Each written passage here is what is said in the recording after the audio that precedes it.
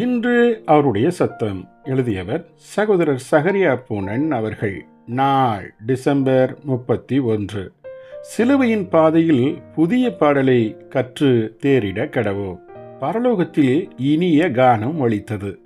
அவைகள் தங்கள் பிதாவுக்கு முன்பாக துதியால் நிரம்பிய கானமாகவும் ஆராதனையின் கானமாகவும் ஆழ்ந்த மகிழ்ச்சியால் திளைத்த கானமாகவும் இருந்தது. ஜெயம் பெற்றவர்கள் ஆட்டுக்குட்டியானவரோடு சீயோன் மலையின் மேல் நின்று இருந்தார்கள். வெளிப்படுத்தல் 14ஆம் அதிகாரம் 2வது வசனம் 3வது வசனம். இச்செயம் பெற்றவர்கள் சிங்காசனத்திற்கு முன்பாக புதுப்பாட்டை பாடினார்கள் என்றும், அந்த பாட்டு பூமியிலிருந்து மீட்டுக்கொள்ளப்பட்ட 1,44,000 பேரை அல்லாமல் வேறொருவரும் கற்றுக்கொள்ளக்கூடாதிருந்தது என வாசிக்கிறோம். இது ஒரு பெரிய விசேஷம் இல்லையா? இதை ஏன் மற்றவர்கள் கற்றுக்கொள்ள முடியவில்லை? மற்றவர்களிடம் சங்கீத ஞானம் இல்லை என்பதற்காகவா? அப்படி ஒன்றும் இல்லை. அப்படி இருக்குமென்றால் சினிமா பாடகர்களை கொண்ட பிசாசின் குடியிருப்பில் ஏராளமான பேர் சங்கீத வித்தகர்களாயிருக்கிறார்களே. அப்படியானால் இந்த புதிய பாடல் வேறு என்ன? இப்புதிய பாடலை ஒருவன் தன் இருதயத்தில் மாத்திரமே கற்றுக்கொள்ள முடியும். வெளிப்படுத்தல் 5ஆம் அதிகாரம் 12ஆம் வசனத்தில் காணும் அடிக்கப்பட்ட ஆட்டுக்குட்டியானவர் வல்லமையையும் ஐஸ்வர்யத்தையும் ஞானத்தையும் பலத்தையும் கனத்தையும் மகிமையையும் ஸ்தோத்திரத்தையும் பெற்றுக்கொள்ள பாத்திரர் என்பதே அந்த புதிய பாடல்.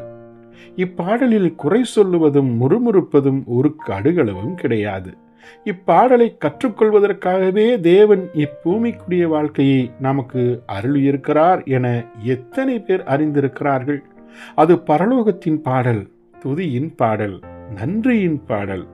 இப்பாடலில் ஒரு துளி கூட முறுமுறுப்பும் குறை சொல்லுதலும் கிடையாது. நாம் புகை வண்டியை தவற விடுகிறோம். சமைத்த உணவு எதிர்பார்த்த ருசி இல்லை.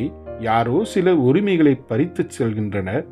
இவ்வாறு எத்தனை எத்தனை அருமையான சந்தர்ப்பங்கள் நாம் சிலுவையை எடுத்து இயேசுவை பின்பற்றி புதிய பாடலை கற்றுக்கொள்ளும்படி நமக்கு கிட்டுகின்றது.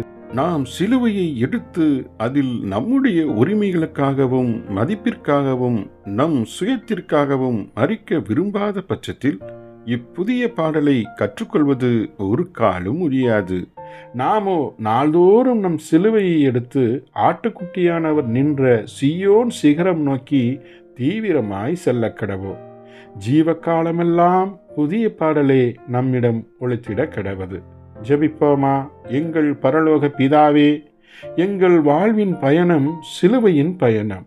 ஜெயம் பெற்ற ஆட்டுக்குட்டியானவர் நின்ற சீயோன் மலை நோக்கி செல்லும் பயணம்.